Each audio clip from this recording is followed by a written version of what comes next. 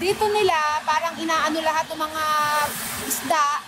Tapos, kapag malalaki na, farm. Kasi minsan tayo, sa sobrang kaiisip natin kung ano yung magiging bukas natin, hindi natin nai-enjoy kung ano yung meron tayo ngayon. Ang lagi ko sinasabi, ang prinsipyo ko, pagbutihin mo yung kung ano yung meron ka ngayon, maging happy ka ngayon, I'm sure magiging maganda yung bukas mo.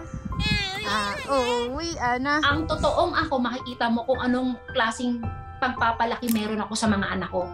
Pinakamasarap sa pagiging ina, yung makita at marinig na pinupuri yung mga anak mo.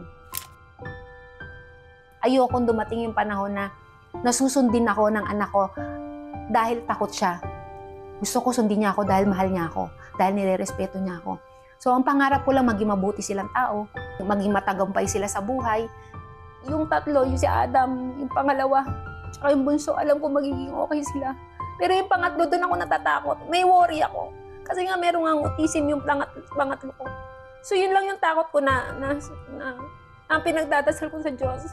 Na bago kami mawala ng daddy niya, sana ready na ang lagi kong pinapangarap, dinadasal ko sana hanggang sa lumaki sila ng 4, maging solid sila.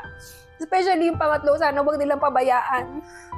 Sana yung pagmamahal nila na nakikita ko sa isa't isa, sana hanggang paglaki, hindi magbabago. Kasi alam ko mahal na mahal nila yung isa't isa. I am blessed. Sobrang blessed ako sa asawa ko.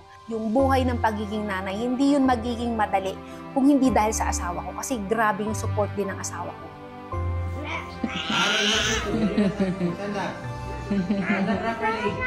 Say sorry to each other.